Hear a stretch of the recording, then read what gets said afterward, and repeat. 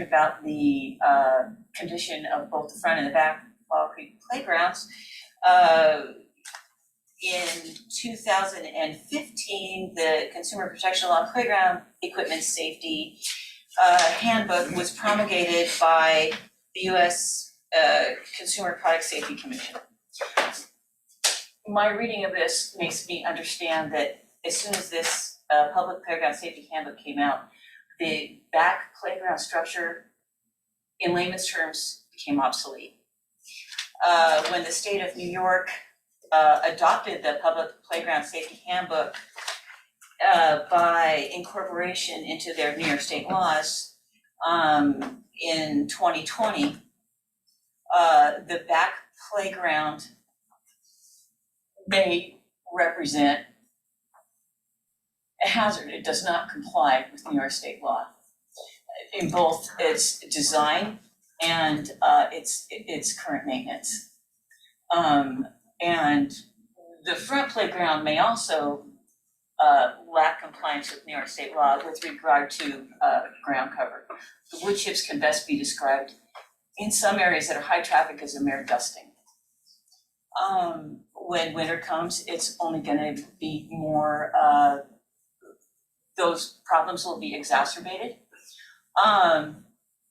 And I plan to bring those things to the attention of the Brenda at the facilities department by way of a letter, which I will happily CC you.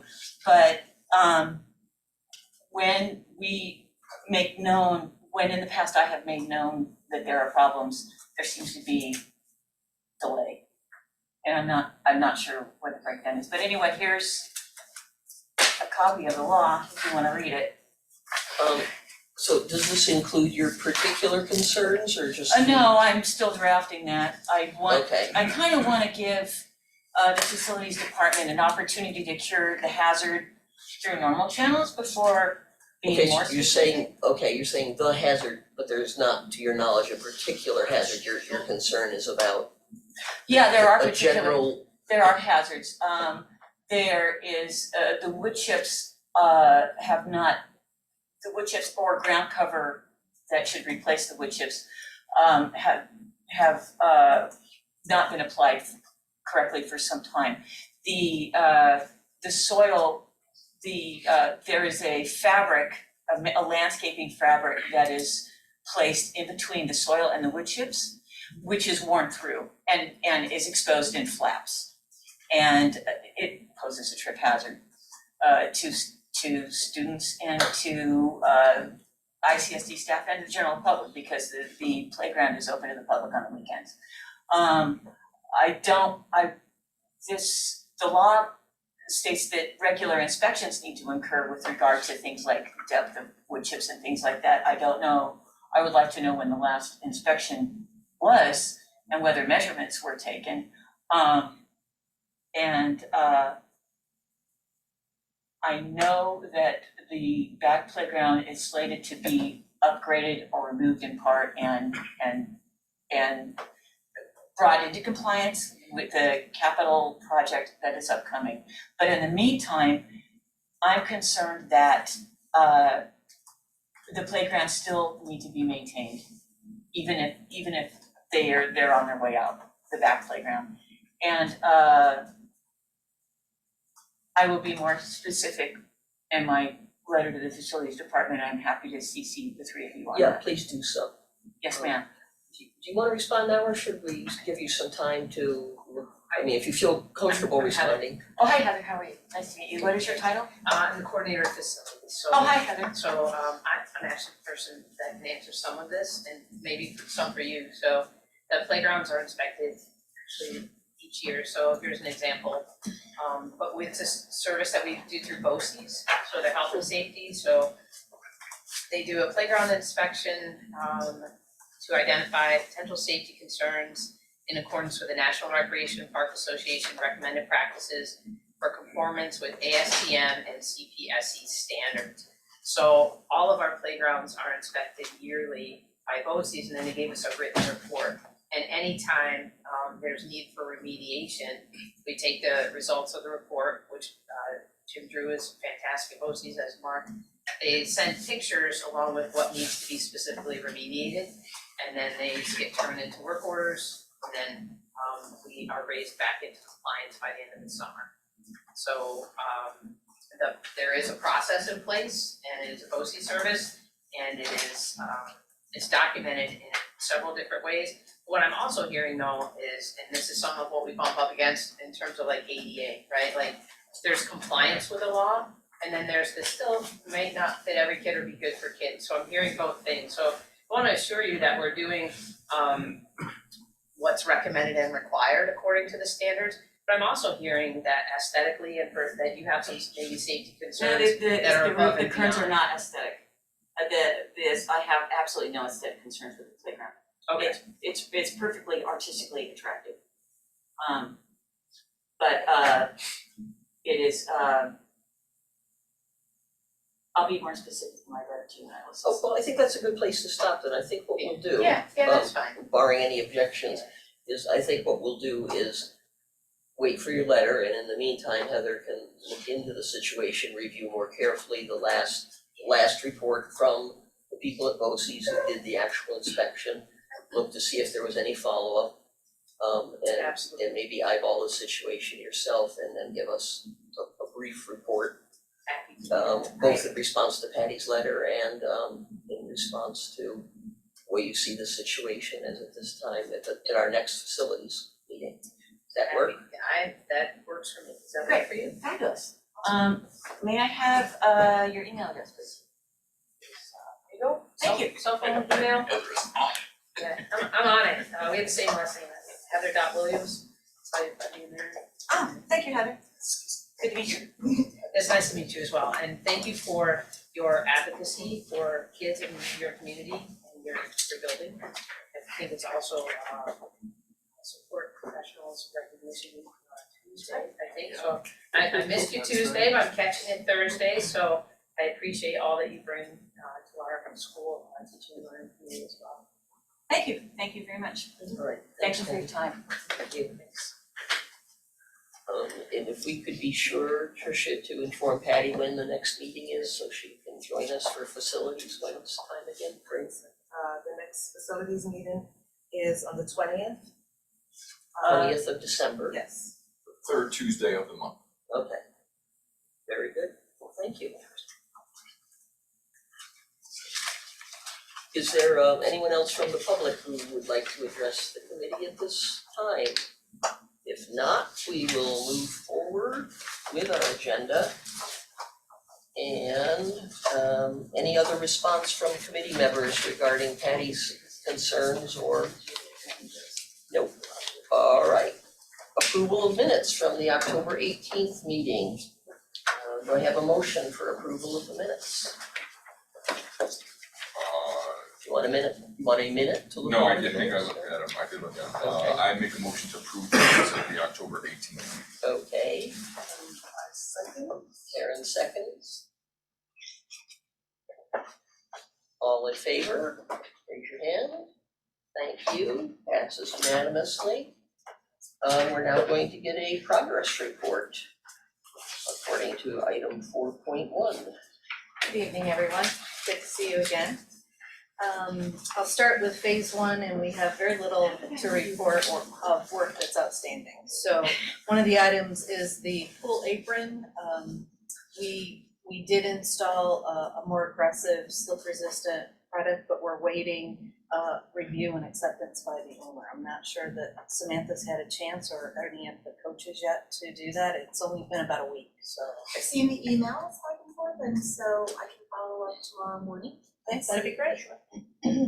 I know Chris has looked at it, but I wasn't sure if anyone from the district had. Installation of the wall-mounted whiteboard material is still ongoing. They were missing some frames and finish edging materials, so they've received that now. And as they can, because some of those spaces are occupied by students during the day, they're finding time to hour here, hour there, to complete that work. Those will be the last remaining bits of work to complete on phase one, and then we should be able to close out contracts. We have started that process of contract closure, but this is the GC and he's the biggest contract. Any questions or things that come to your attention about phase one? Okay. High school roof, all of the new roof insulation and EPDM sheet membrane has been installed. They've been working this fall, September and October, finishing up the metal flashing around the edges, the perimeter, and it's also been inspected by the manufacturer as well as Tetra Tech. Had very few items that were noted, and most of those have been addressed already. We do have new roof drains. A couple at Upper C area were found to be in bad repair when we did the tear off, and those were just received, and we're coordinating that installation this week between the roofer and the plumber. And then the soffit that they're in will be enclosed at a later date as they need to get that work done, and then they'll bring the materials necessary for that. The new skylights have all been installed throughout all the areas of the high school roof, as well as the trim has been installed below in the corridors and spaces from inside. One skylight does have a bit of a warped lens, and that's on the punch list to be replaced. Otherwise, that work is complete. So we're nearing completion on the high school roof very quickly. Just in the nick of time. Any questions on the high school roof work? Middle school temperature control upgrades. I would say 99% of the work, the installation work is completed. We're going to be commissioning the system with a third-party commissioning agent next week. As time allows, we hope to get to both buildings. If there's anything outstanding, we'll get in evenings and complete that process. But as far as the installations, those are mainly complete. We do have some items that have come to our attention as things have come online that were not noted to be addressed, and we're in the process of getting those addressed as well.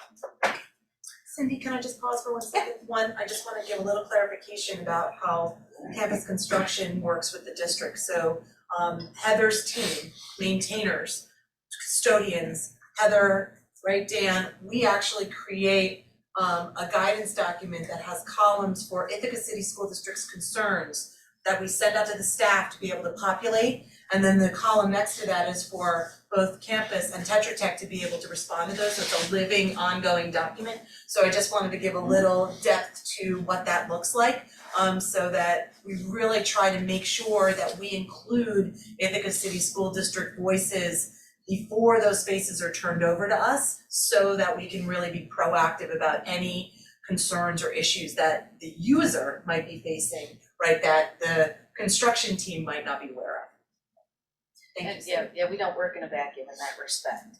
And I have to say the maintainers from the mechanical systems have been really helpful this fall as the systems have come back online in DeWitt and Boynton to notify our team where they see things not actually working, and that's how some of those things have come to light. So they've been instrumental in that, and we appreciate that. We have issued what we call deficiency lists ahead of Tetra Tech's review, things that our team notes are not complete or need to be cleaned up or what have you prior to the punch list. If there are any of those outstanding items that may not be complete at the time of Tetra Tech's review, they'll be added to Tetra Tech's list as well, so that we don't lose sight of them. It could be that we're waiting for material or some equipment or something like that. Might be one of those items that would transition from our list to the final substantial completion inspection. Any questions on the temperature upgrades? Okay, the meat of the moment here. Phase 2, where we've been doing most of the work this summer. Since September, we've had no new work conducted at Enfield per schedule. That was the plan. It was only going to be the summer. We did have some work migrate into the fall for finishing up the geothermal well area, but that was the plan. There would be work throughout the building, as it is pretty impactful. We're taking out equipment and putting in new equipment, so not having heaters in classrooms over the winter is not conducive to education. That is status quo. Work is scheduled to restart up there in May on second shift, with those replacements starting to occur as long as weather and temperatures allow. LACS. Before we, Oh yeah, the transformer. thank you. Did you get The transformer that was update. the biggest news. I know, well, I was hoping I'd have Well, I better. heard no heaters in classrooms, so I was hoping that there was No, some. I think, I Yes. mean, it's a little better. It is a little better news. The last time I believe I reported, we were thinking we might not make it to next year even with the delivery of transformers as they are currently, that it might make the work slip to 2024. However, we have located, NICEAG has located the transformer we need. And we hope to have it tomorrow in their yard. Okay. It's currently in Binghamton and Welcome to the is- work, everyone. It's a roller coaster. Yeah. Right, from 2 to 3 years to I mean, tomorrow. Yeah. This is I know, it's so where we're real and yes. That's fantastic, And that's great to hear. once it's in possession in the Ithaca yard, it will be allocated to this job and should not be signed out to any other project. We've even contemplated perhaps approaching NICEAG and having it delivered to Enfield. However, there's concern with snow removal and as close to the road as it's gonna be installed, we can't put it in place. There's work that has to occur before it can be in place, and to have it staged there, I'm a little nervous that it could get struck, so I'd rather keep it safely in a yard where it can be locked up at night and be protected a little bit. As long as I know they have it, and I know the person who can tell me that they have it personally, so if it disappears, there will be not so good time in my house.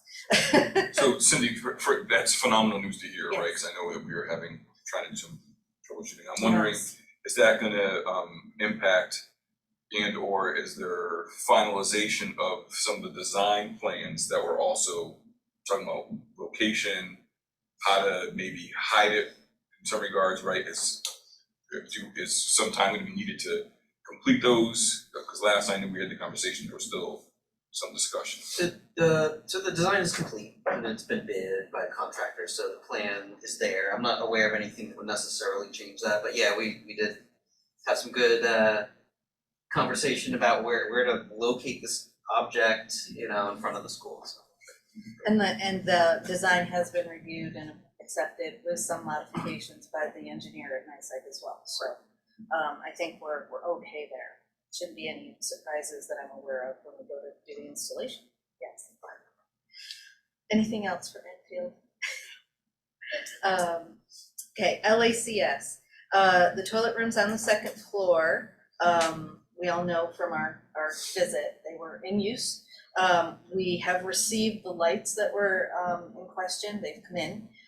But now we're trying to find the time where we can get in to do them. The ceilings have just gone up, they're not finished, as far as finishing of taping and spackling and things like that. So we would like to have that done ahead of the lights going in. And the electrician is currently working on the installation of those lights at DeWitt, so it's kind of a staggered start, if you will. We still are waiting on the permanent fire alarm, the permanent heaters, and the permanent doors. Frames are scheduled to be delivered mid-December, but the doors, they don't have a delivery date for, so in the meanwhile, we have the temporary doors in place. So the LACS space, having seen it in the evening while voting last week, the lights are an impressive part to the outdoor space. It did make me wonder, given those lights, why we are unable to light the basketball court still to this time, because those lights seem to be fairly bright and do provide some light to the basketball court as is, but it's something that I'm gonna probably continue to raise as long as I'm on the board about what our options may be. I was shocked at how bright those lights are. Aesthetically beautiful, phenomenal. Well, I will tell you that today we received some neighbor complaints I would presume that would be the case, because they were pretty about those bright lights. And so we're from gonna, across the street. we're gonna try to speak to, I sent them to Chris, we haven't had a chance to talk about that yet. To talk about, I don't know about solutions. So not naming folks, but the complaint came from folks on Chestnut. I did not look up the address, but they said there was a lot of glare and light pollution into their homes. So I'm assuming it's a cause. To my board, I would recommend just driving by, you'll see exactly what I'm talking about, it's worth to see what it looks like with. And I would also add, there are more lights to go in. There are lights to go along Along the the sidewalk and the driveway. And insult to Everything injury. is in that is down over the bank, Gotcha, yep. but there's I think what is it, 5 lights along the driveway, On the north side. on the north side that, you can see there are light bases installed, but the poles have not been received yet. Yeah, I mean, we can look at shielding, you know, that's a common strategy for controlling light and those kinds of things, and it's pretty low tech in terms of just the piece of metal that helps block. So that, you know, those are things that can be adjusted. And they're lighting the basketball court has not been part of the scope of the project, it's just something that you'd like to see. It was, and then, again, this was the negotiation tactic with the neighborhood association around, some of the tree removal, trying to make people pretty happy. They were also concerned about noise and basketball at night. And so we backed away from lighting that basketball court so as not to encourage late night utilization for noise pollution purposes. It was also a real design challenge, so there was actually a little bit of a relief. And no offense to Tetra Tech in any way, but it was like constructability, I guess, of the design. Yes. That's what I mean, right? Was really a challenge. So there are, you know, I think perhaps some solutions we could think about that are more on the fencing. I'm not sure. I mean, do we have power? We have some power opportunities out there. We do. Yeah, there was, even more specifically, an issue with the scheduling Yes. of Yes. obtaining Installations. certain parts when we wanted to finish the rest of it. So we did do some work to redesign that, to try to work with what we were hearing from contractors in terms of, there was the light pole bases, it was like weeks and weeks and weeks out, and they wanted to go ahead and pave and actually like finish that work and be able to put the court into service. So we did think about, relocating them, and we have plans for that. And there would have to have been some changes made, because now you're like down the hill and things like that. So there was some effort put into that, but yeah, we ended up putting in some of the infrastructure to allow electricity to be run to certain locations in the future. So I think it warrants us having additional conversation with folks in the neighborhood, and I'll have to participate in those as well. The way in which the lighting is currently there, you could still play basketball because you can see the court pretty well. And I understand the concerns about noise pollution, but I'd much prefer to have something constructive for teenagers to be participating in at night than not having something constructive. So I think it's worth us taking a look at some point in time to see what's possible. I make a comment, Sean Evans, the diplomat. The initial conversations we had on the site, we heard different concerns from the community. They didn't want that space to turn into a haven for unwanted activity. That's right, like given what's right down the block. So if it's between lights, the kids selling drugs at night, flood with lights. Like that was actually in the conversation. Don't do those to us and then strand us and have all of that activity come to the school. Yeah, and I think that was the lighting, so there's a lot of reasons why we did the lighting design that we did, right? To extend the opportunity to use that space into the evening and nighttime. For safety and security purposes, Dan does our safety planning all the time, and sometimes it's simple strategies like that, just having more lighting, right? Makes the space safer, right? I think that there was, when you're walking to your car and we know that building is used as a community center, the ability to be able to have the evening meals and the food pantries and the, voting and civic opportunities, that now creates a space where you safely can go on and off and see where you're walking, right? Even if it's just an ankle twist. I know Liz, we suffered with that at the transportation department often. So, lighting serves a lot of purposes, and I think that it is new and it is different and it is a change. And also we can think about not the original design with the constructability issues that we thought about, but perhaps maybe there's creative ways to also be able to get that light directed toward the basketball court. I don't know, we can talk, you have the most brilliant lighting person on your team. I think we could probably think about perhaps some solutioning. And respect that is wouldn't not- require massive construction. Right, and I know it's not something we're gonna solve here, but it's something I just wanna make sure we have on the agenda and we can work. So Right, there sure. are places to make that. Well, I appreciate the discussion, and I think it gives people a sense of where they might wanna go next, and we can bring it up again. I will go by and look at it myself as well in the evening. Other items up at LACS is an update, the front entrance sidewalks have been poured now. Steel delivery is scheduled for December 12th. So where we've been sort of at a standstill at that front entrance waiting for that steel work, we expect it in the next 3 weeks. So once they get the steel in, they'll be able to start. It is mainly a curtain wall enclosure there, so you won't see a lot of brick and block going on for that kind of work going on until we have the glazing to install. But interiorly, it helps them start working on finishes and things with temporary protection in that opening. So it's good that we're getting that steel. Work has also begun on the new vestibule at the Black Box Theater. Foundations are in and it's backfilled up about halfway. We have also run into some questions there about how do we address any water getting into the existing building, because there's a door there that leads downstairs. And we want to make sure that we have measures in place to direct that water back into the parking areas and into storm drainage.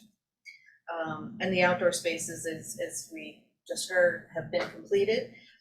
We have a tentative date of November 29th for Tetra Tech to review those to get a substantial completion list out to the contractors, and our guys have also done a deficiency list on what they see as outstanding.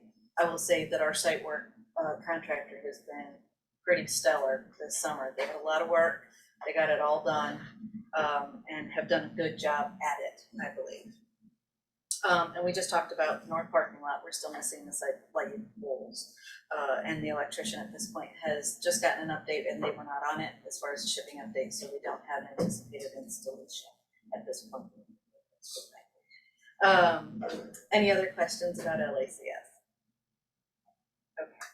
At DeWitt, the toilet rooms at the front part of the building, those were turned over for beneficial use at the end of September, and the temporary toilets were removed.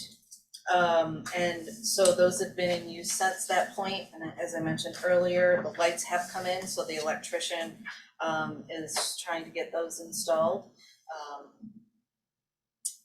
as they can work through the building with building leadership to let them have the spaces. Auditorium work continues. The soffits along the seating areas have been enclosed now, and the electrician is doing a lot of roughing in the space. As you can imagine, being an auditorium, there's the lion's share of the work is the electrician for all of those AV systems. Tile has been installed on the masonry walls that were put up to enclose the auditorium after the angled walls were taken out. The new outdoor area that will be outside of the cafeteria, that's been paved, sidewalks have been placed, fence has been installed. We're gonna use it throughout the winter without equipment on it, so no dragging of picnic tables and things, foot traffic is fine. But in the spring, the site work contractor will need to come back to put the surfacing on as temperatures allow. And they've also continued on the walkway upgrades that lead down and back on that side of the building towards the basketball court. So that work has completed, and again, we hope to be able to do that substantial completion inspection of that space the same day we do LACS's outdoor spaces. Any questions? How tall is the fence in the outdoor section? I believe it's 4 foot. It's just to keep a separation between that space and the parking lot. Yeah, not to keep balls or anything from bouncing into the parking lot, just as a barrier. Okay, that leaves South Hill. As of last Friday, all the foundations have now been poured, and block was delivered today, so they'll start installation of the firewall that is the first wall that separates the addition from the existing building, and then we'll be seeing that area getting closed in hopefully pretty quickly, and then exterior facade will start going up. The future work for next summer, this is the north parking lot, will get repaved and reconfigured a bit in conjunction with the addition. Walkways along the north and south faces of the building get redone, those asphalt walkways. The current main office and nurse's office locations get renovated into a classroom space once Perry gets moved to his new office area. And the remaining of the site lighting upgrades will be completed next year as well around that parking lot. questions? All right, thank you. Thank you. Moving right along. 4.2, update of future phases by Chris. Thanks, Joe. So, this is just gonna be very quick, just reminder, and with a couple, oh, thanks, Tricia. Couple images of what we can expect for future phases after phase 2. Thanks, Cindy, for that description, there's a lot there.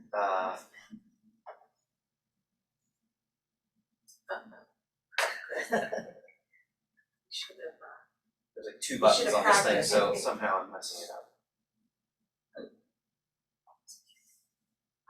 Oh, that, you might be able to manually advance that, right? Don't three buttons, let me push off. Lily said she had to push the one harder, but it doesn't mean it's gonna change, Really lean on it. and I'm not even sure it's in. I have it. Oh, full you got view. the. That's you, or that me? I don't know why I'm standing Well- up doing this. Yeah. Well, could I just talk us through? Why don't I just, I can use. Yes. That's fine, there we go. Alright, there we go. So, go. just a quick high level reminder of all the phases, and so, Cindy ran through a lot of them, so I'm gonna kind of start at phase 3A.1 and 3A.2, which we'll call future. So 3A.1 is a new roof for Enfield Elementary School. I was just gonna give an update of where we are with the bids. Yes. We have 2 contractors that we're pursuing to give us proposals on a TIPS program approach, which is sort of like a state contract approach. They've been vetted through the system, and they're contractors that are supported and approved by the manufacturer. So we have J&B, who did the high school roof, and we had approached Apple Roofing, who did South Hills roof. Unfortunately, their schedule does not allow them to bid to us. So the coordinator of the TIPS program for this area has recommended Josol Roofing, which is out of Syracuse, and we have shared the documents with them. So we are still looking for competitive pricing with a bit of competition with two contractors providing quotes on that. We did have a due date of tomorrow for that, but the contractors have asked for a couple of days extension. Josel just got the documents this week, and J&B was having difficulty lining up subcontractors. So we recommended they approach our current prime contractors that will be at Enfield doing work anyway, and that might help expedite their process. Thanks, Cindy. No, thank you for that. I was actually about to turn it over to you for that piece, so that's perfect. One word about these cooperative contracts. So there are a couple ways that school districts can procure construction work, and one is a public bid, where you receive bids from contractors and you open them at a certain designated time. The other legal option, and what we've done on phase 1, we've done pieces of, I think, on phase 2 as well, is through a cooperative purchasing vehicle, basically. And so New York State has many of them, and the school district, takes advantages of those contracts, which are in place for purchasing all kinds of things like paper and other kinds of stuff, but that extends also to building projects. As well, there are national cooperative purchasing entities, and TIPS is one of them. And New York state law allows school districts to piggyback on top of those sort of agreements, so that fills in for public bidding and satisfies that requirement. And so that's advantageous in a couple ways, and in this case, it's because we know, we've worked with a really good contractor, and they are committed to Ithaca, and so when we can, try to keep that relationship, there are advantages there, and sometimes you're able to get exactly the product that you want in a way that still keeps that competitive bid process in place. So any questions about that? So that's coming up soon, and we hope to have that re-roofed this summer. It includes also some structural reinforcement that's required by code when we go in and have to look at updated codes when we replace roofs. And good news, J&B did let me know that they do not foresee any delivery problems this year. So, That's great. yeah, It's so even if, fun. I know, me too. So question, Yeah. can you go down, I wanted to see the timeline. Oh, the timing, for- Tricia, yeah, that's. Alright, so we hope it'll be completed by the summer, but we have some sort of contingency in place in case it goes beyond. As with the high school roof, Karen, I would say potentially it could be the detailing, the edge, perimeter metal, things like that that are not impactful to what's going on inside the building. But yes, the intention would be, and they have not really raised any concerns about the schedule, is they would start right after school's out and be able to get all of the insulation and membrane down before school's back, and potentially some of that perimeter metal as well, if time allows. And as Chris said, we have packaged this in such a way that all of the work that's included with the structural reinforcing, with ceiling replacements, there's a little bit of electric and HVAC to raise and reinstall units, it's all under the roofer. So it's all on him to succeed or fail. He has no coordination with anyone else, other than the other contractors that will be doing work up there as well. Yeah, that's a good segue, thank you, that, as Cindy mentioned before, the second summer of phase 2, you see that long bar, and these are like estimates, like sometimes, you know, Cindy will get a call and like, we can't pick a building component, right? And that's still happening with supply chain, so this is our best guess at the moment, for planning purposes. But phase 2 is still going on, there's still gonna be a lot of work happening in Enfield Elementary School in phase 2 for the HVAC stuff. There's gonna be a new roof so they're gonna be under, they're gonna be over, they're gonna be all over Enfield next summer in a lot of different ways. Phase 3A.2 also includes work at Enfield. That includes some upgrades to the exterior of that cafeteria volume, that tall space where the buses come in, and that canopy, and making that have a sort of updated aesthetic. Your staff have been really great over the years at replastering that, and it can be hard to keep up with.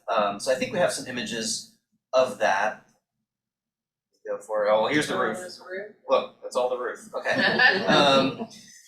And then if we go to the next one, so 3A.2 includes, so that volume that you see on the top right, that's this photo, and you've got your generator there. So that's the area that's going to be renovated, and we'll see some renderings of that in just a moment. There will be some work on the bathrooms that are down near the library, since the boiler works, and over there. A little bit of plumbing work up here, because there's still a high lead reading happening. There's some entrance work over here, but the bulk of this particular phase of work is around this, or the exterior of this. The other piece of 3A.2 is replacing all the windows at BJM, as well as doing some masonry improvements, notably the parapet coping up at the top, that if you look in just the right spot, you'll see some stabilization in place there, to keep that. So those are replacements as part of that phase of work. We can go to the next one.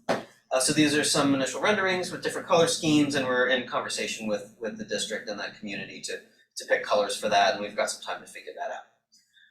Phase 3B, let's go on to the next one. My apologies, sorry. Rebecca, you mentioned that there's gonna be a little bit of work on the other entrance, so if you're looking at this rendering to the left of this Correct. is the primary entrance, right, for students that get dropped off, right? Correct. And is that gonna be more noticeable? Like if I go to visit Enfield, I'll know where to go, because it's a lot of confusion now as we know the way in which it's there. Yeah, we're adding a canopy that sticks out a little bit, and there will be some similar panels on that canopy to try to catch people's eye a little bit. Some if so, if they lettering as can- well, or? I'm not sure that we have lettering on that side. There may also be some enhancements one can do with the signage, because I think if people are driving down the road and they don't go down the bus lane, they're gonna end up in the right spot, and it'll be obvious where they need to go. So that's a big piece of this as well, is getting, just driving that one more driveway to get to the public entrance, which unfortunately is further from 79. John, that's what you're looking for, Yeah. right? Yeah, there it It's is. a little dark there, On but because of the shade of the tree, but it's Yeah, there's- actually, yeah, there's a Thank you. Yeah, good question. Other questions about phase 3A? Phase 3B includes a bunch of work. I'm really just gonna cut to the chase in terms of what we've been working on a lot lately, and the big piece of what we will be seeing sooner in terms of construction, which is still a couple years out, which is the STEM suite that's happening on the northeast portion of the building, or an area at E here. So it's a gut and redo of those spaces for that program. Supports all your STEM programming, as well as a science room, code red, so there's a lot of activity that happens in that space. There's also, importantly, a connection between E and C, right? So previously this was kind of a dead end of the building, right? So now there can be you can get from the athletic sort of complex over here, over to the cafeteria, you pass by STEM, oh, that's that cool stuff happening over there. So that's part of the thinking as well, in terms of getting students excited for that program. We'll go to, and so this just, we're breaking this up into 2 phases, partially for financial reasons and just for the practicality of construction, so Cindy's head doesn't just explode with all the work here. So it had to be phased out anyway for that. here we go. All right, so these are a couple of the more recent 3D renderings that we've made of the STEM space. So what this view is standing in kind of the large shop area, and we're looking toward the classroom spaces through a glass wall. One of the important things from Scott Riegel and Ian Crywey and the other staff that we've been meeting with quite a bit over the last months is visibility, supervision, being able to use the staff that they have available and to do as much with that staff as safely as possible. So visibility was a really important factor.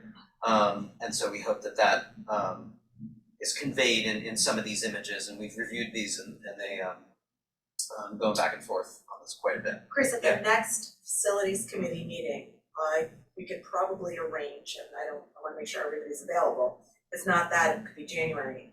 We can actually do VR, where you can put on the goggles and you pull yourself through the rooms and you actually can see it as part of the space. If that is something that the board would like to experience. Why not?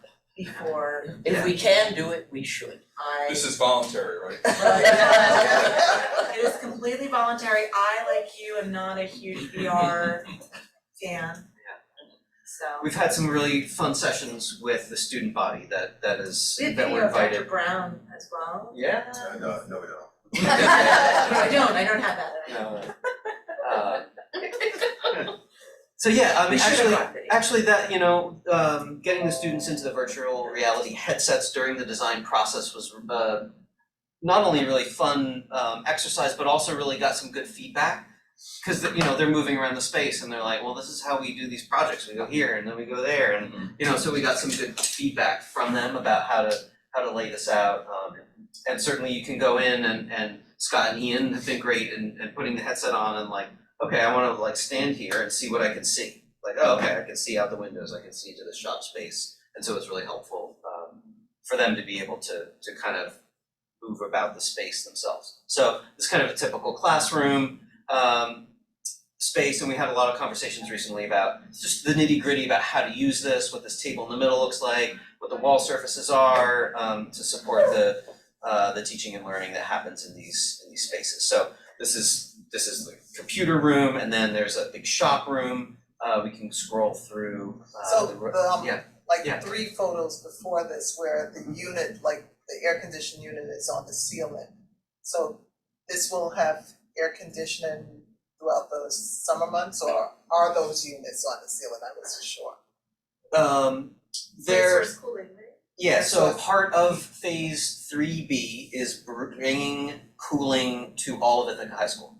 We currently have all of Ithaca High School. Okay, including Yes. that large gym that's always Q horribly gym hot. or the big C gym, Whichever one Yes. is the all of largest Ithaca gym. High School. Okay. Yeah, and it'll happen in phases, so some of it's not Okay. gonna, so we're gonna start summer of 2024 on this phase of work. it's gonna be summer of 2024 through the summer of 2025 through the summer of 2026.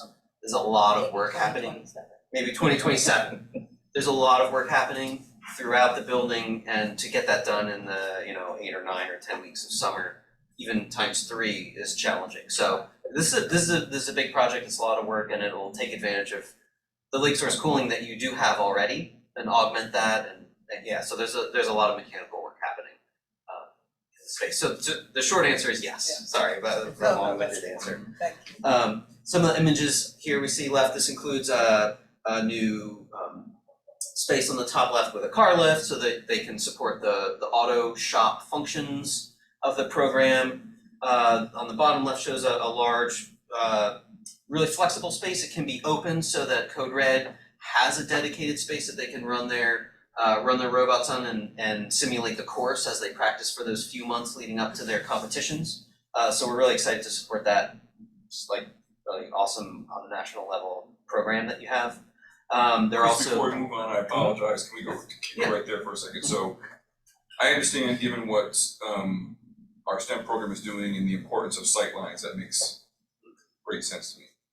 I'm also getting feedback from other folks that are worried about potential of lock in place or right, so as we're thinking about that as well in terms of sometimes we don't want sightlines or absolutely temporary sightlines or what, but that's all part of the conversation. yes. We talked about that last week. Great. Yeah, Yep. and basically going into that tall space, and you can kind of see their windows up high. That's out near Lake Street, and we specifically want to limit visibility into these spaces just in general because it's kind of out there. But also that's the space that students will go to have security and have that visual privacy. Absolutely. Yes, Sean, and if you notice down there in that bottom left, Yep. there's a roll-up door Yep, I can see it. that would Gotcha. provide Yep. additional security if it was needed. And then last image or two, there is going to be a new science room because we are displacing one, and this will be a multi-use room that will be able to accommodate a variety of different science programs. We've been working on Artie and her staff to go back and forth and vet the design on this. So it's a new classroom. One of the things, exposed ceiling so you can swing bowling balls around and stuff and have a good structure there to do physics experiments, for example, supporting chemistry with your science lab tables, obviously earth science, so programs that can happen in that space. LED lighting is out there, isn't it? Yeah, I mean, it's all LED lighting these days, basically. Great. Couple images of the exterior, specific to your comment, Sean, we were originally showing this as glass, so we're probably gonna have that be a solid panel so that improves the visual privacy and the security of that. So this is taken from a enhanced parking lot with a turnaround. We heard during the design process that there's actually a lot of athletes that get dropped off for that back door that's kind of immediately behind the viewer in this case. Kind of next to where the garbage compactor is, which is gonna be slid to a little less prominent location visually, but to allow cars to come in and turn around and get out of there for parents. So Where is this? So in this image, Lake Street is right behind here. This part of the building is the existing northmost face of the building, right? So if you were standing at like Cafeteria Deeb's door, or- garage and looking Yeah. south, It's closer to not the gym, the fitness. The fitness okay, center. fitness center is kind of right over here, if that helps. We're standing on Lake Street looking down there's that existing parking lot kind of sneaks in the back there. And the athletic, the weight room is right back here. So Social that's justice that's is a right on the legal wall, entry. right here. Yes, as it said, drop off, that's an entry, okay. So yeah, for athletes, for Code Red when they're in season and they're in the school till 7 p.m. or Or later. parents or later. So yeah. Alright, I think that's it. No, there's more. Fall Creek, yeah. Yes, the second part of phase 3B does include that playground reconstruction on the north side of Fall Creek.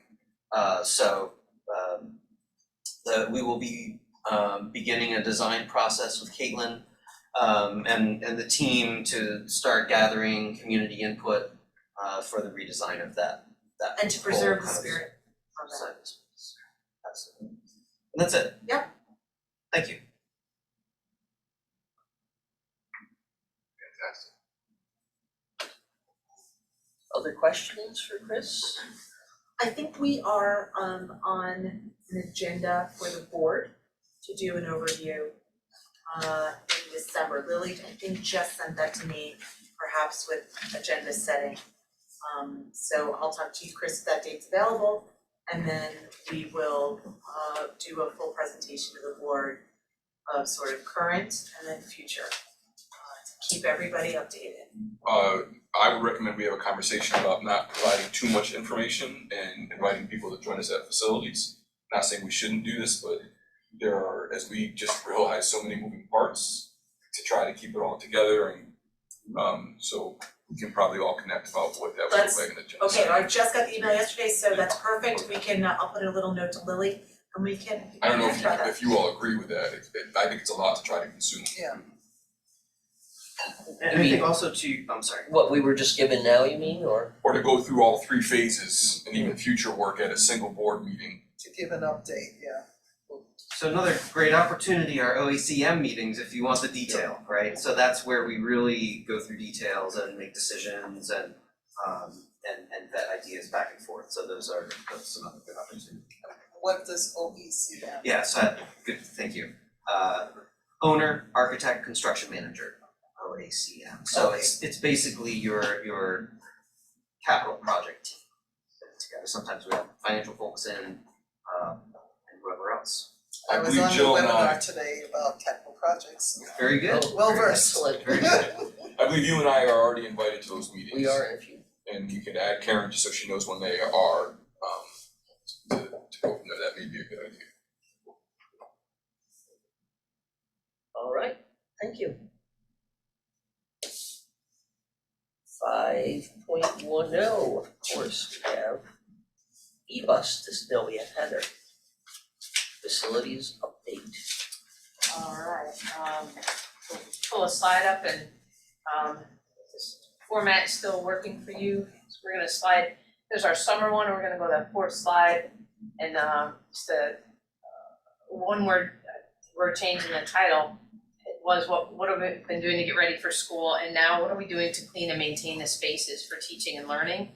And, some of that is building capacity in our own staff, and so we'll start down the bottom right there, the little lightning bolt. Those 5 people and their certificates represent a group of 5 that is half of our maintenance staff. So we have 10 maintainers, 5 of them, and they went to small spaces training and for water certification. So part of what we're trying to do is move forward with developing the talent and education base of our own employees. And it's hard to tell because the picture's sort of small, but they are grinning ear to ear. They have not had a lot of opportunities afforded to them to learn and grow their skill set in recent years, so they were very proud.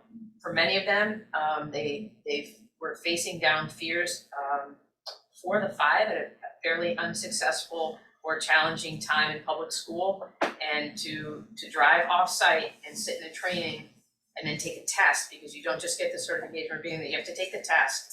And to pass it, it was a real exercise in togetherness for them, and an example of ways we're trying to build capacity in each other and kind of grow our team. The Pac-Man to the left of that is an unsexy card reader right there. And what that represents is our scan cards to get in, but what it really represents is our attempt to support teaching and learning through partnerships. So Liz and I and Dan, we met earlier in terms of transportation.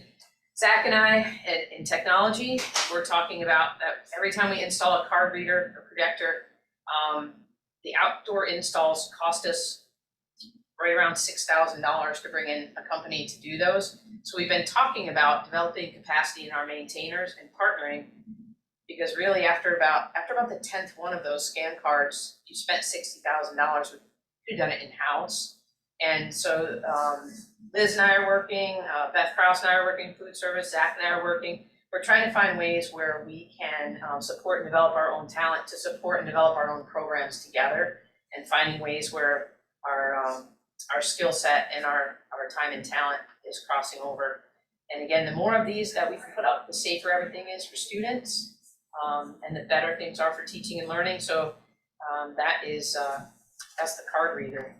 The purple smiley face is another sort of unsexy. That is a whiteboard, and it is in front of Jaime and Sean's desk. And it's difficult to see, but it is them tracking all the filtration replacement that they do building by building. They date it, they date the filters as they put them in, they remove the old filters, and then they track it here. Then they pull work orders and cross it off one by one. So they're double, triple checking that the filtration and flow is good for teaching and learning, that the spaces are comfortable. Circle with the X is northeast. This is something Tammy Little has put together, and Samantha is the acting principal there and is also, leading this charge. This is a very easy compost, recycling, and trash station that elementary students can independently function with. There's very little adult need in this. The signs are big and they're very clear, and there's a lot of peer-to-peer on this. And this is, again, trying to return to some of those pre-COVID norms where we're taking care of our planet, taking pride in our building. And this is adults that are making, that are facilitating this work for students. And then the last one up top, supporting teaching and learning. I think that when you have a system in place, it usually is, people, products, or procedures. And we have the people with the heart and minds to do the work, and our cleaning products are good.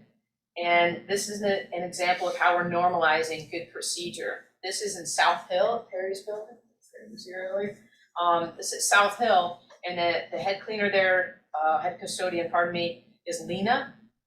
And she puts a visual on the office board, so when you go into her office, any cleaner that comes in as a sub or any person on her staff understands this is what it's supposed to look like all the time. That's a picture of this is what it's supposed to look like, and here are the procedures that you do to get it so that everything is sanitized and clean and ready for students. And I think that is an example of best practice, and that's something that we're building capacity toward, so that all of our learning spaces are safe and well maintained. And unless you have any questions, that's our story time for today. Heather, I have one question, sorry to be behind you. The purple face, is that captured in the database at some point, so we have a quasi-permanent record of it? I'm glad that you asked that question. So one other thing, we had an existing work order system that wasn't utilized to capacity. So thank you for bringing that up. The final step for this is that all the work orders now are set to auto-generate. So these filtration, they don't happen when Jaime remembers it. They're programmed in. Greg, Lori, and Sean and Jaime created a spreadsheet. They worked with our tech support. They worked mostly with Sharon Nelson.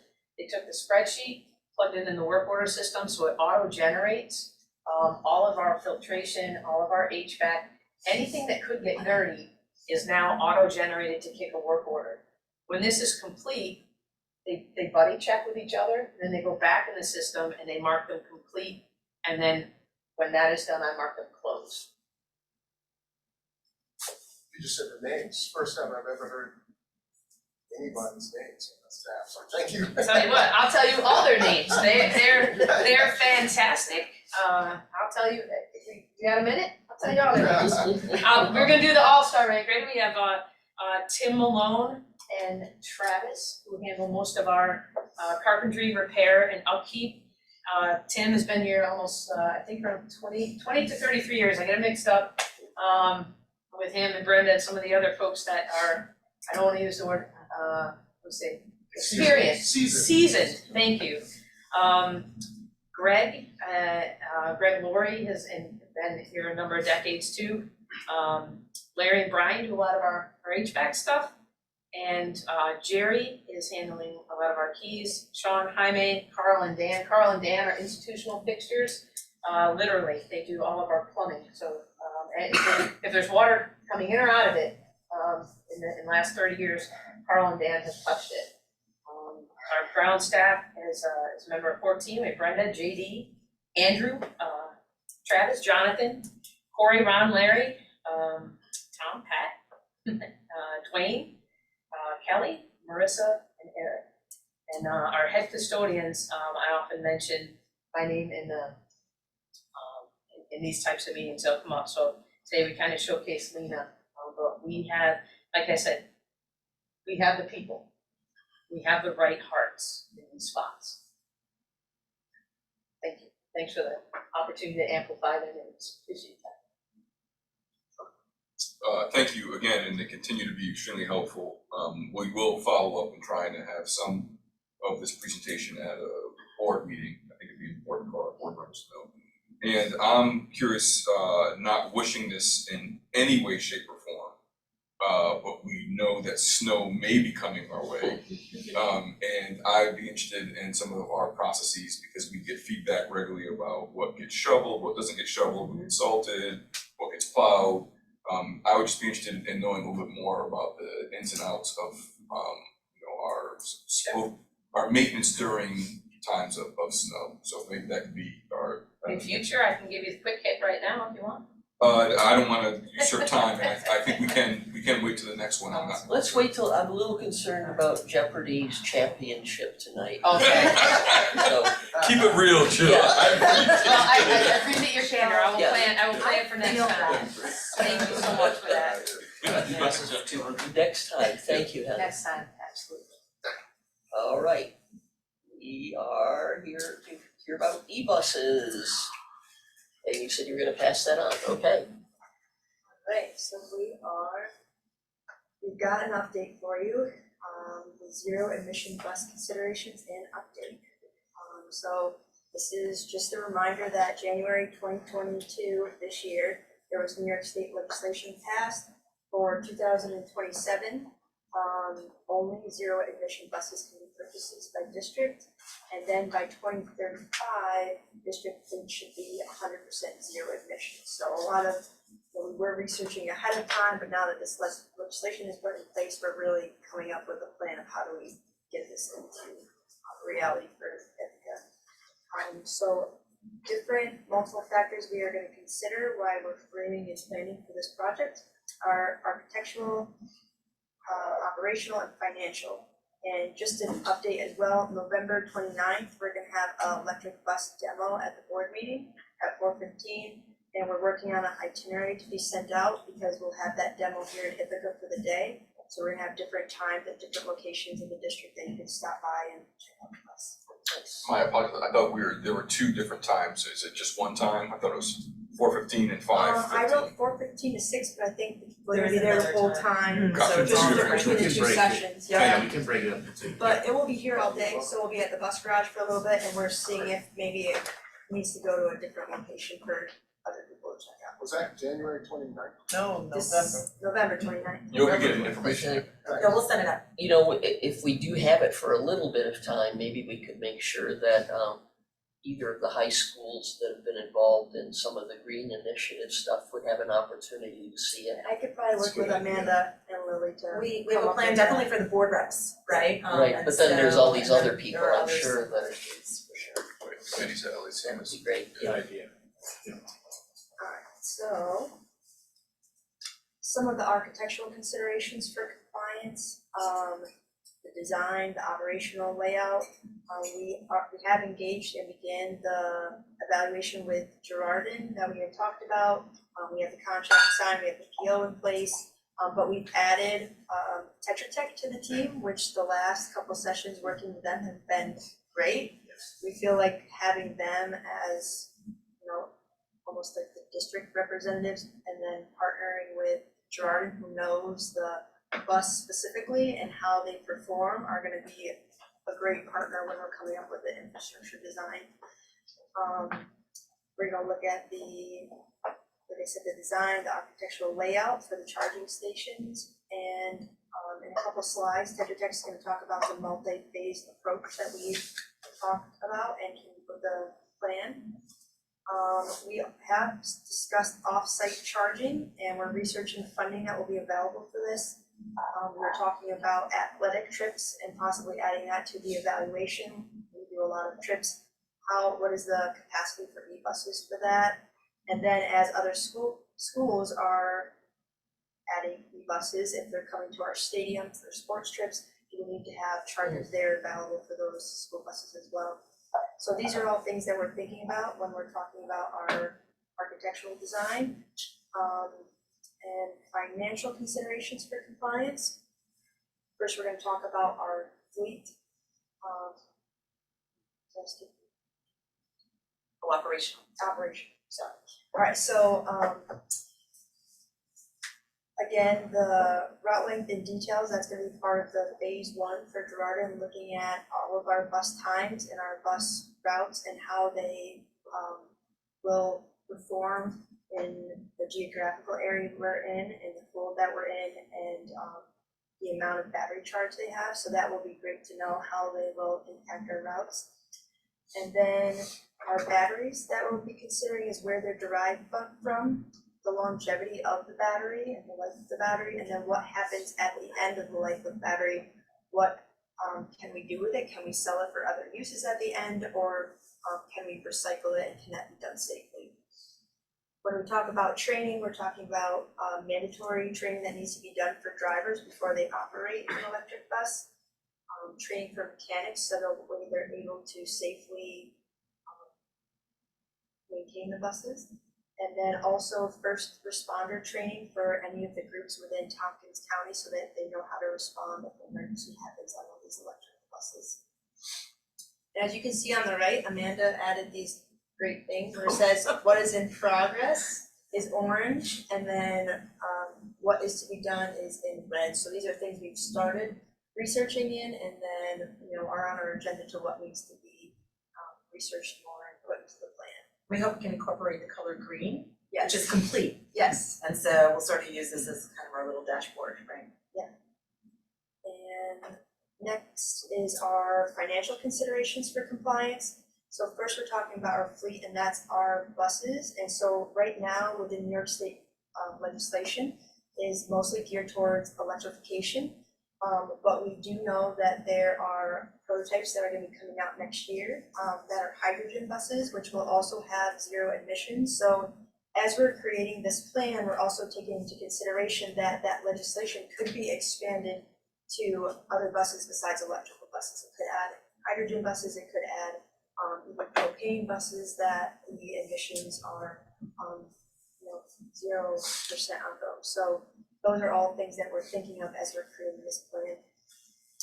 The facility, the infrastructure and chargers, and then when we talk about the utility interconnection, we're talking about the upgrades to the buildings, the service to the building, and any additional service panels we need to add. So these are all things we're sort of mapping and working in our group sessions, and I feel like we are definitely adding the right people to our team to be able to work together. And next, Speaking of, right, Anna, is regard Anna from Tetra Tech, Can I and stand up and point? she's been Yeah. great. Yeah. She's talking about the phases as we the next one. That's what I Get need. careful there. And I think the clicker would actually work. I know. So she's going to be starting to talk about our stages as we, from start to finish, as we start to implement our electric buses and how we foresee this plan rolling out. Thanks, Anna. Hi everyone, my name's Anna Lagarde, I'm an electrical engineer with Tetra Tech, so I work closely with Chris on a lot of these projects and the city of course. So what I've drawn here is a graphic just representing how I thought that we would actually implement the charging of these buses, because it's all well and good if you can buy them, but if you can't charge them, they're useless. So over the last couple weeks, I set about going to the site, looking at the service, trying to figure out an actual physical plan for how we're going to do this. So starting on the left, what I've identified is what are labeled stage 1 and stage 1B. So take these together as stage 1. This represents basically the immediate and the near term, as quickly as we can, way that we're going to provide charging. So stage 1A, we would take advantage of an existing building, existing panels that are there. We do minor rework of the electrical service to provide the circuits that we need for the chargers. So we imagine that this could be done in roughly 3 months. The thing that's mostly gonna drive that timeline is getting the equipment in and scheduling an electrician. So it can happen fairly quickly. Stage 1B would involve a little bit more work. This would require an SED technical review. We would be adding a new electrical panel and feeding additional chargers. So in stage 1A, we're talking providing chargers for 3 to 4 buses. Stage 1B would be providing charging for 4 to 5 buses. So at the end of stage 1, we'd be looking at having enough chargers for 8 buses or so. So if you look at the bottom in red, what we're showing here is what the timeline of the expected arrival of these buses are. And as you can see, we expect that blue, the electrification, would happen before the arrival of the buses, which is most important, as I said. So with the May 2023 budget vote, the expectation is that we would purchase 5, ICSD, you would purchase 5 buses. We know that 2 are available basically immediately, so they would arrive in the summer, and so we want to be able to charge those and have the infrastructure there quickly. The remainder of the buses would arrive about a year later. And then after that, additional buses would be voted the next cycle, bringing our bus total to, what do we say, 9 buses. So after this immediate term, what we're looking at is a much longer term, bigger scale sort of thing, stage 2, high effort. So this is what we would envision as a capital improvement project. We expect the completion to be about 3 years out, and there are a lot of factors that go into this. One is procurement of materials. More importantly than that is actually getting NYSEG involved, because what we're talking about with this project is a brand new service to NYSEG, brand new interconnection. So NYSEG, on their part, they've got to do their studies, they've got to do their procurement, they've got to provide all of their upgrades. There is, I guess, a black box, I would say, around what NYSEG can provide and what that timeline looks like, but we are actually working with them right now to get this process started now so that we can shorten that timeline as much as possible and not have it impact the rollout of that capital improvement project. The stage 2 would basically provide the infrastructure for full, what I'm calling electrification. We talked about hydrogen buses, but right now I'm talking about the things that we can get, which are electric buses. So all the infrastructure would be there for 100% electrification, so that is charging 100% of your buses, but it would be a stage thing beyond that. So stage 2, infrastructure's there, but you'd only have, I don't know, 30%, 50% of the chargers, whatever it is that you need at that time. And then as time goes on and as more buses are purchased, you install the chargers as the buses are purchased. All the infrastructure is there, it's just a matter of meeting what you're buying. And so what we end up as stage 3, which is the end goal, 100% electrification.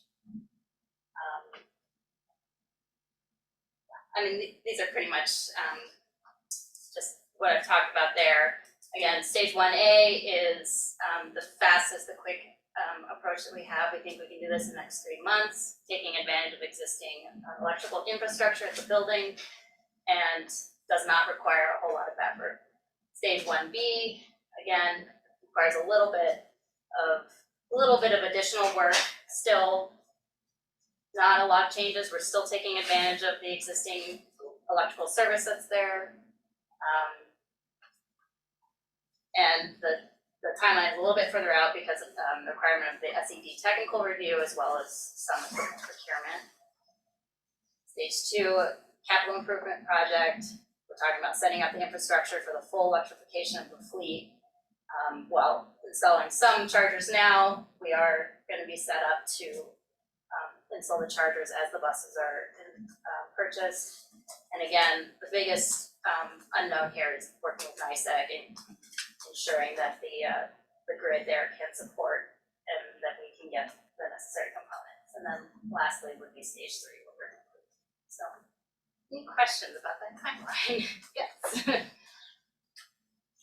Well, with the timeline, on the one that's, the copy that's in board docs doesn't have the red section underneath, so if you would be able to add that. Yeah, we can make that change, yeah. Yeah. They got the earlier version. Oh, sorry, They yes. didn't get the version with the bus rollout, so we'll just add We were- that, sorry about that. Trying to illustrate just that the buses would be arriving after. Right. So I'm wondering why NICEAG, you're looking to NICEAG confirmation in stage 2, shouldn't that be stage 0 or something like that? Well, we are working with them Oh, right now, okay. so yeah, it's, And then at one point you had said that since there are other schools that come here for athletics and all, to have a charging station, I guess here is at the high school or somewhere else, is that a consideration? yeah, we did talk about this at our last meeting, Yeah, there are, so we had one of the bus manufacturers in that has been having some conversations with the district, and there are portable chargers. And so at the moment, if a visiting district came and had one of those chargers, it's like a 220 volt, like a sort of like your dryer kind of plug, there's like bigger ones, that could be installed, if we can find the electrical space at each building or in different locations, could be installed, relatively straightforwardly to provide that service for other districts if you want. And that's what they'll be looking at with that evaluation I was talking about, and Tetra Tech will be partnering with them to make sure that they are looking at all those off-site chargers. And then Anna and I will be engaging with NICEAG to see what kind of funding is available, so that way the district's not paying for all of that. So an electrical bus uses a different charger than like the electrical vehicles? Like a car, yeah. Or like a car, so would we partner with TCAT since they have electrical buses, and then which way, cause they have a charging station, is that a possible location or? I can, so Karen, I think it would be probably more likely that we partner with other school districts, although we can always speak to TCAT about it as well. Since this mandate is for school districts, right, thinking about partnering with BOCES, because our buses loop up there, Dryden and or George Junior, because our buses loop up there, right? As we pass by, perhaps Groton on our way to Cortland or something, right, like Lansing, those are gonna be most likely our partners, because we're all expected to do this on the same timeline. It's not to say that the municipality, like TCAT, could not be partners, but it's very easy through BOCES to make those cooperative agreements with school districts. With municipalities, it's not impossible, it just gets a little bit more, a little trickier for the language, but that's what We we get definitely into. to see like, could totally also, do it. are they compatible? Right. That's the other piece, So yeah. that would be like the Yeah. first step. Yeah. But definitely buses, school bus to school bus, yellow bus to yellow bus. We've already, the business officials have already been discussing, we have co-ops for so many things, why do we not have a sustainability co-op? This doesn't make any sense. Where we're coming together at the table, meeting as business officials, talking about this and other opportunities for green strategies, right? So that we then can combine forces and move these things forward. So I guess there will be an app designed, if it's not designed yet, as to the locations of these places in different school districts. There is tremendous technology infrastructure that we're learning that is behind this as well. Not just the apps as to where these are located, these chargers are located, but when you want those buses to charge, right? And how much, right, so there is software. Zach Lynn will be part of this, right, in terms of making sure that that's incorporated as well. And my last question, any rebates? $10,000, right, for the cost of a, I think, was that right? So right now, we're applying for the VW voucher because we did not make the first round of the EPA funding. The second round is coming out very shortly that we will be applying for. But the VW voucher program gives us I think it's like $220,000 per bus. And so that brings the bus for our purchasing price much closer to like the price of a diesel bus. That is very Nice. specific though, right? Like it's not any buses, isn't it? they have a set approved list. Right, they have an approved list, it has to, The bus that you, The bus that we're trading in has to replace a bus of the 10,000 or 2010 model, which we do have and we kind of saved for because we knew this was gonna be happening. so that's getting us those first 5 buses. Yeah. That's how we're getting those first 5 buses. Not It's too NICEAG Make Ready grant will also That's what support we're- infrastructure, Looking into. some of infrastructure costs. So to Karen's point, the state regularly finds ways to have COSERs for things they believe should happen at a BOCES level. Are we anticipating that may, I mean, in your world, are you hearing, I'm sure there's pressure, right, but are Yeah. there conversations about the value of creating a BOCES COSER for this sort of? So it wouldn't be a COSER. So the COSER would cover the cost of a consultant or a staff person to provide Some support for sort of- this. So, That's why I was using co-op language, because it's more of a venue to come together to strategize and move things forward and do these cooperative agreements. So you can get BOCES aid on the person if we chose to go that route, if they created that. I was just at the Business Officials Summit with all the business officials across the state, and they are still figuring out what will be covered by transportation aid and what will be covered by building aid. And so transportation aid could potentially support the bus cost and perhaps the charger that comes with it. The site work and the permits that are required and the work with the utility companies and everything is gonna go through building aid. And then that will take time to get processed, and so hopefully it will just require a technical review. But again, when we show you that timeline, all of these pieces are coming into play because, you know, like the ordering of the bus is the easiest part. And then it's just to make sure that we can get that infrastructure ready, which is why we wanted to show the both and we have a plan for that. So we're moving that forward. just to cut, I'm aware of the Jeopardy timeline. It's all right. So in the timeline that you showed, best case scenario as we're anticipating it, we would have 2 electric buses go online sometime this summer before next fall of 2023. Hopefully, yes, hopefully if the voters approve, they're ready now, so July 1st would come and We then we would pre-ordered purchase them and we're gonna go to the voters and they're sitting there for us. The buses. And then we could pilot them during summer school, make sure we know how they're Running. working, and so that way when school starts, you know, we're ready to use them. But we are thinking about 5. We are thinking about 5. In Proposition 2, you will see the request for 5 electric buses in Proposition 2 out of the capital reserve. They will just take longer than With the charging manufactured. stations to go, like the cost for the charging stations to go with it. And Eldridge's really so patient. Oh, Eldred, you're so great back there. First of all, it's not patient. Also being respectful of your agenda. Quick question, the infrastructure doesn't involve anything on the ground, is that what I'm hearing? Not in stage 1.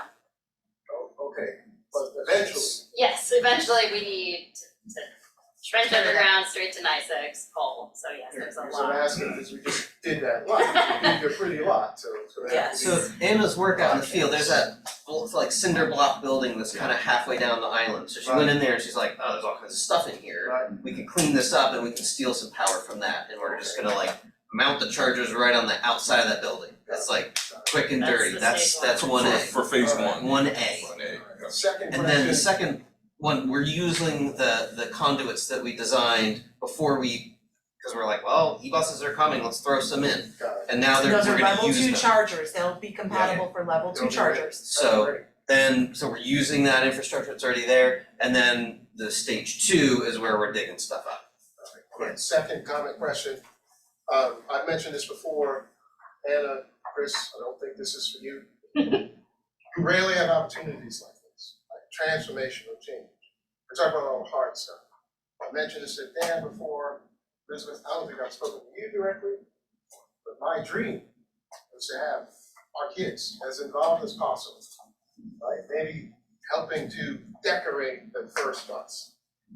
Definitely in the classroom, talking about this wonderful STEM opportunity to get our kids more excited in this transformational opportunity. They came and yelled at us last year, right? Saying we better get our act together and do this, so.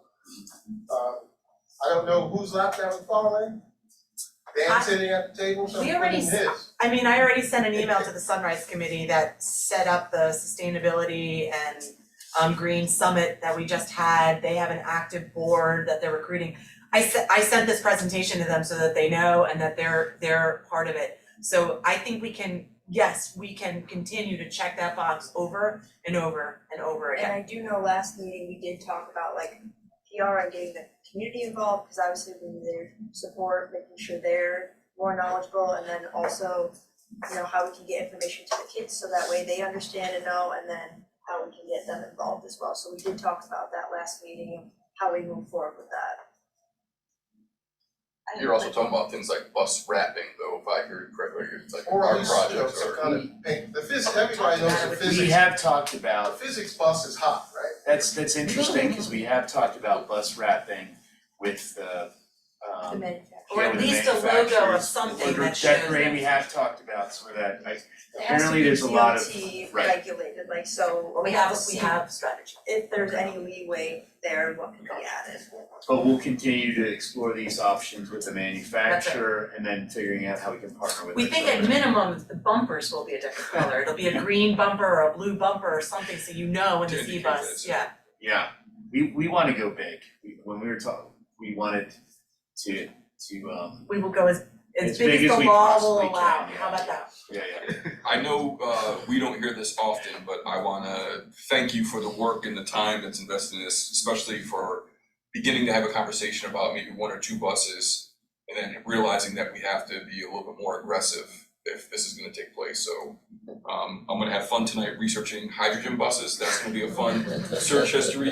But I do really appreciate that our forward thinking and planning and get out ahead as much as we possibly can around this, so thank you. I just wanna make sure you got to hear from me directly. And New York State has just given us a bit of a big shove too, so. Yeah. Yes. There's a nice article about Newfield's processes, I saw but their that. bus fleet is obviously much smaller than ours, as we know, so.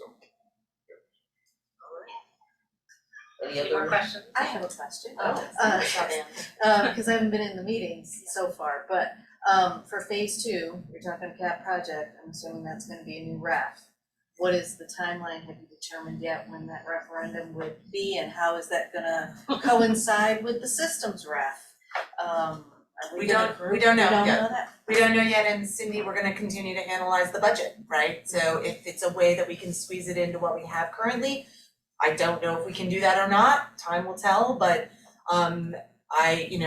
we in this committee, along with finance, that would be the place where we would actually join forces and discuss the timing of a very targeted, if there is not enough money in the referendum, In the current referendum. in the current referendum, to carve out this piece for site work, right, for this very particular strategy.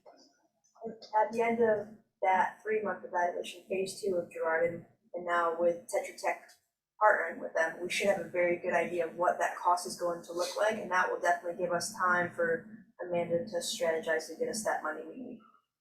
And I will also, again, stress the utilization of our capital reserve, which we Yes. established for the purpose of exactly this. Yep. And so the board was very supportive when I came with a proposal to double that amount to 10 million.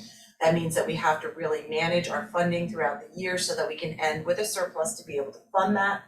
That reserve, I am unapologetic about it. We will fund that reserve as much as we can at the end of every year if we have a surplus to ensure that we can get to these goals of sustainability. all right, One yes, last agenda item for our future meeting, I would be interested in our path on deferred maintenance and where we're at, or what we're looking at. I'm in no hurry for that, but say again, please. we have a couple $100 million of deferred maintenance projects that come up, not deferred maintenance of, Wish list or, maybe, yeah, why is the Doing a limit? condition survey. Yes, thank you. So our facilities, there's a wonderful tool that we would love to take some time at a future facilities meeting to go through. And again, it's the paving and the electrical work and the fire alarms and the security systems and the rather non-glamorous but multi-million health and safety measures that we need to be discussing as well. And again, all that gears us up for the next, my hope is that we are always thinking ahead about what these proposals to the community would look like to achieve the 1,000,000 square feet of space that we must maintain. So I'll let you all have that conversation about when would be good, best for that. Yeah, next meeting is fine, or the one after that is fine. Yeah, we'll build the whatever. agenda and we can propose a couple of ideas for when that would make sense, or we can even chunk it. One of the strategies that we started to do last year was, or 2 years ago maybe, was we would pick a building. We'd actually give that to the building principal, they'd look at it in advance, they'd join us at the facilities meeting, and we talk through it with them. I like that. And it was really fantastic, so. Yeah, I'll be honest, when you go Massive. through it, it's mind numbing to go through 1,000,000 Yes. square feet Yeah, Yes. of needs. Yep. So that chunking, like, okay, we're gonna look at this building, or maybe a Yeah. couple buildings. Or we talk about paving that day, Yeah. or we talk about, right, Yeah, like that's what I'm saying, I was fire looking for the whole alarms. thing, I just know we haven't So addressed Jill, I'll it frame in it. about a Okay, year. I'll frame Yeah. Great. Fantastic. I'd like to suggest that at all of the future board meetings that we mention the E-bus, since it's gonna be on May 2023 vote. We start And I to, do think we need to have a plan, like a good plan of what we're going to purchase for that, because January 1st, I was told that the prices are gonna then go up, so we at least need to have a letter of intent for what we're. And we've done that It doesn't before. lock us into purchasing them, but at least it gets those buses starting to be manufactured, so they're ready if the school wants I them. think we had a really clear indication from the voters this last time around that was what people wanted to see, was the e-buses and rapid and strong movement toward that. So I think we got the mandate pretty clearly. oh, well, we were in discussion years before. I'm sure, but I'm saying now everybody's Yeah. saying this is something we want, and we wanna pay for it. But Karen, to your point, if we're having this demonstration on the 29th, it may be a 5-minute, update on that meeting, like we just had this, more's coming, right, and we can just keep scaffolding what Here's where we are. Yep. So, I'll work with, Dan and Dr. Brown and try to figure out what that may look like. Cause we already have a packed agenda for that meeting as it is already, but I do think an update is helpful. All right, last minutes, anyone? No, we gotta give you time. Thank you very much. Final The meeting is adjourned.